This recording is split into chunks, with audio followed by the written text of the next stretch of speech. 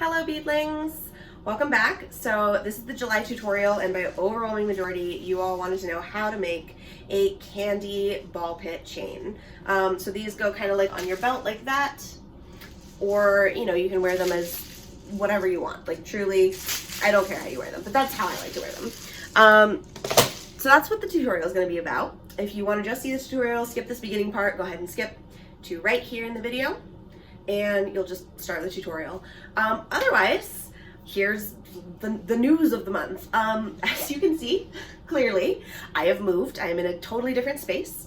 I'm living in an apartment with my anchor partner, who is lovely and one of my best friends in the whole world, who actually is the person who got me into raving. So I'm super stoked. Like, it's a great living situation and I'm really happy. I have a whole room for Kandi. Like, it's just my office where I can make candy and I can make other art and just like work and do my thing. I'm really stoked about that. So I will show you a brief little tour of the room. It's a little messy right now. Forgive me. I am bad at putting things away, but I'm really loving it. Like, it's super good. Other than that, as you probably know, my Etsy is back open. The link to that is down below. It reopened on the 17th, and I'm back to doing orders now that the move is all done.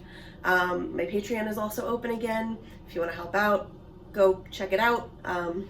Again, link is down below.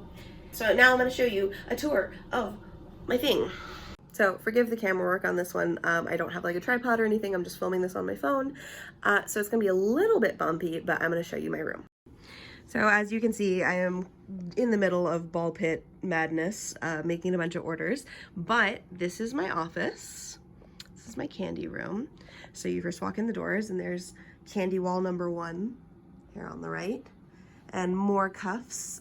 This closet is just a rave closet. It just has my rave stuff in it. That bucket has like the candy that I've made that I'm planning to give away. He guards the room. He's a good boy. And then Kandi wall number 2, where most of my perlers are. Just storage. I haven't figured out what to do with this yet. More candy that I'm going to give away. Oh yeah, I'm waiting for a pin board. So that's living there. So I'm still a little bit in boxes, but you can see I've got kind of a nice storage system set up. I've got my desk. I've got a huge desk. It's like, look at this thing.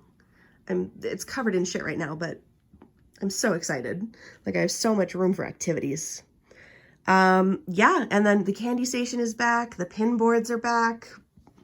I have a window.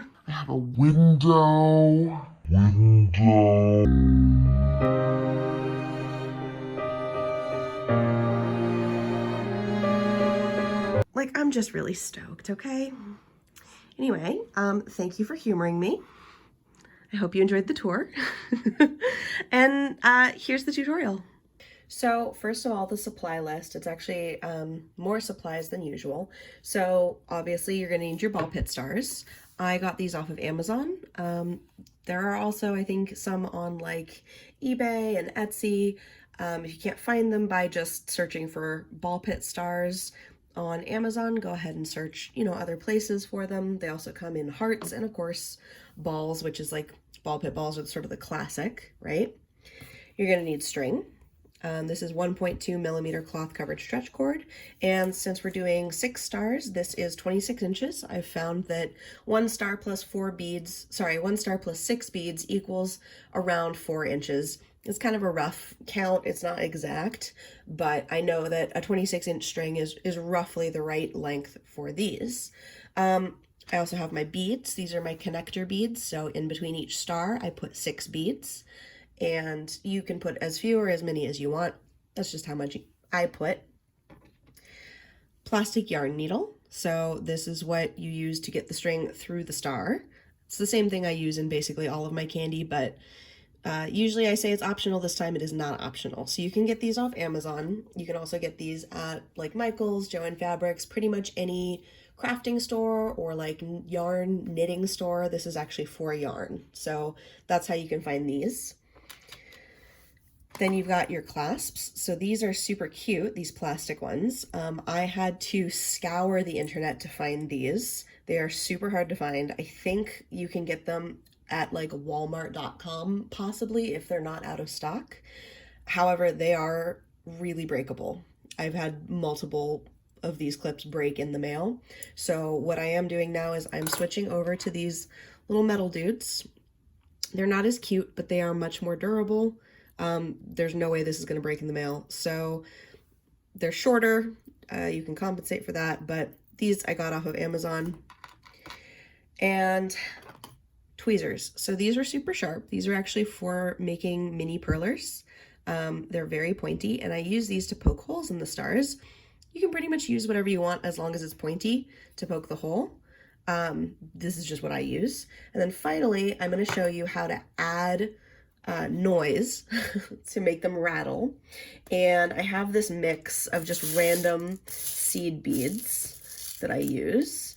And if you can see, this is a very, very small, tiny little seed bead. I will show you. I add 5 of these to each star just so there's a little bit of a rattle in there. You can obviously add as much or as little, or not add any at all. This is just if you want to be extra and rattle while you walk. So with that, all the supplies that you'll possibly need for this, I will show you how to make your own ball pit candy chain. The first thing you're going to want to do is poke holes in all of your stars. So I poke 1 hole right at the bottom and 1 hole right at the top.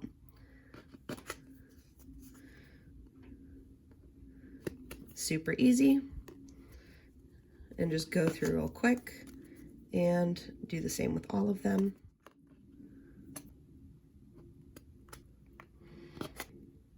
You do want to make sure that you're poking the hole directly opposite from each other. That's really the only thing you gotta make sure of. All right.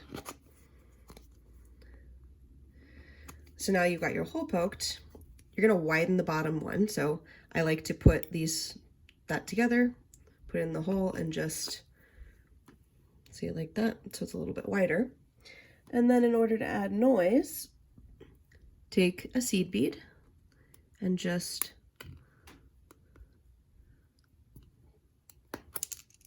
stuff it in there. It is annoying. It is not super fun to do this part because you're literally just popping beads into the hole. But I have found that you don't have to do a ton. About 5 beads will work. It's rattly, sufficient noise. And you just repeat. So I'm not gonna make you watch me do all that. I'll be right back. All right, so now they are all filled with noise. Little seed beads. As a note, mini perlers will also work for this. They're about the right shape and size. I just don't want to waste them on, something that you're not going to see the inside of. But if you have like clear balls or clear stars, you want to add a little color along with your noise, you can totally add mini perler beads. So the next step is we're going to take our length of string, 26 inches, and tie it just with a simple little granny knot onto our candy needle. And then starting from the bottom color, so I want this in a rainbow order, purple's going to be at the bottom, string them through, starting from the bottom hole and coming out through the top, just like that. This plastic is very soft. Just a tiny, tiny bit of pressure from this needle will poke a hole through the top. I like to poke the hole beforehand just to make it easier, but honestly, even if you only poke a hole in the bottom, you will still be able to get that needle out the top. So you pull it through and you're gonna pull it all the way down to the bottom, leaving a little bit of room, maybe 3 inches. That looks like, yeah, that's like roughly 3 inches. So leaving about 3 inches of string at the end. We're gonna add beads and a clip to this end, so we wanna leave that alone, but there you go. So we added 1 star. Now we're gonna add connecting beads, and again, working our way from the bottom to the top in rainbow order. 6 beads. These are all glow in the dark. You can obviously use whatever colors you want. And then we'll do the next color up. Just like that.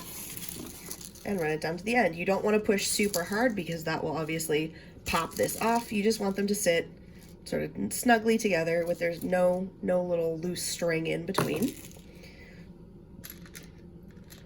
And repeat. So you're gonna repeat this until you've got all your stars on the string. I'm not gonna make you watch me do it. I'll be right back. So now you've got all your stars on and you still have this room at the top and the bottom. So what I like to do, I leave the needle tied on. I add the bottom first. So add the beads, and you can add as many beads as you like at the top of the bottom.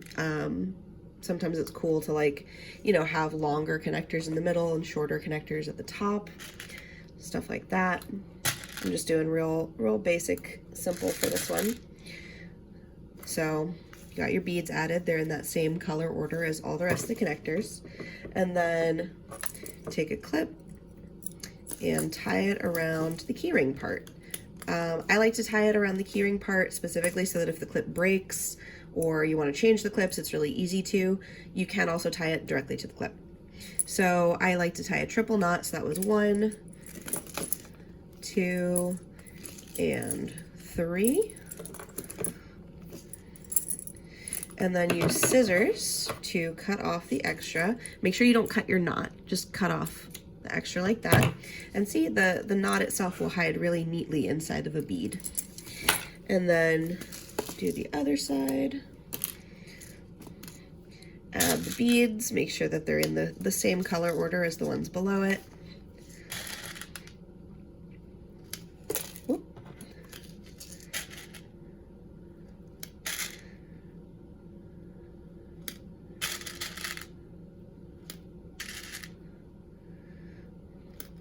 And tie on the other clip. Same way you did before. 1, 2, and 3 for a triple knot. And if you've got like a better knot that you like, more secure, whatever, totally use that. I do the triple knot and then I put super glue on it. I actually put a little dab. So I use this Gorilla Glue, although I'm not super picky. This is just what I happen to have on hand. But I like that it has a little pointy tip. So I take this and just on the knot, do a little teeny tiny bloop, little dab, and then put it inside the bead so that it stays there. And then do the same on the other end. Little doop. Perfect. And then see how there's a little bit of string right there. That bothers me. So what I like to do is just doink, yank it up a little bit so that the string is more evenly distributed and the knot can hide a little bit better inside of the bead. Obviously, if you're using the little metal clips, you would put the keyring on the metal clip and tie it to the keyring there, which, you know, that it's just less exciting. It's less cute, so that's why I used these ones for this video. So there you go. That's how you make a Kandi ball pit chain. I'll show you what this looks like when you wear it.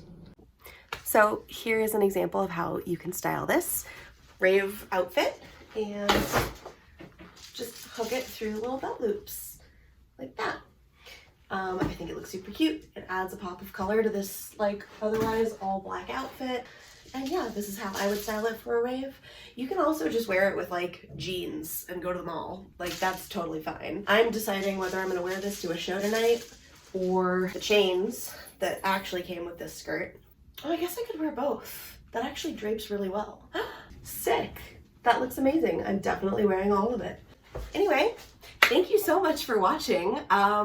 This was a shorter video than normal. It was a little bit more of a beginner friendly, although kind of you need like a lot of supplies for it, but whatever. I should probably start scripting my outro. Thank you so much for watching this tutorial. Thank you for joining me. I hope you've had a good summer and I hope your August is just as good. If you liked what you saw and you want to see more tutorials, rave content, other stuff from me, please like and subscribe. It means a lot to me that I have so many people who I'm able to be part of a community with and, you know, teach other people about candy and raving. If you want to support me in other ways, I have a Patreon. It's linked down below. I do monthly plur packages where I send out candy to people who are subscribed to my Patreon, and I also teach live candy classes once a month. So the candy classes for August are going to be on the 8th and the 20th. Those are both Fridays at 8 p.m. Central Time. The candy class for August for beginners is going to be covering multi-stitch, which is what this is made out of. See how it's flat and it's got the pattern on it. So we're going to be going over how to do this stitch and how to read candy patterns for this type of bracelet. And then the intermediate class is going to be covering rotator cuffs, and if we have time, carousel cuffs. A rotator cuff is like this one where it has a part in the middle that spins, and a carousel cuff is this middle part. See how it's got those bars? That makes it a carousel cuff.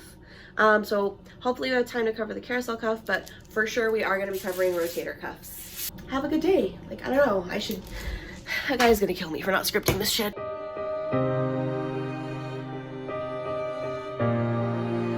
Okay, bye, love you. Plur. Fuck my life.